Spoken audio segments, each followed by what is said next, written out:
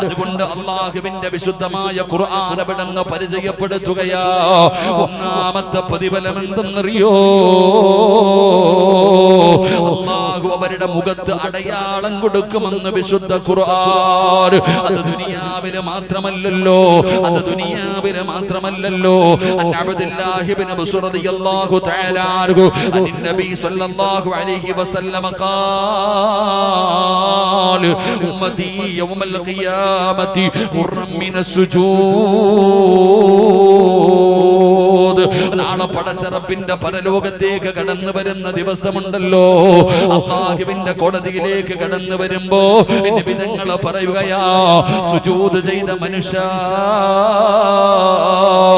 നിന്റെ മുഖം പ്രകാശിക്കുകയാ. അല്ലാഹുവിന്റെ മുമ്പിൽ താഴ്ത്തിയ നിന്റെ തലയുണ്ടല്ലോ, നിന്റെ നെറ്റിത്തടമുണ്ടല്ലോ, ആ മുഖം പ്രകാശിക്കുന്ന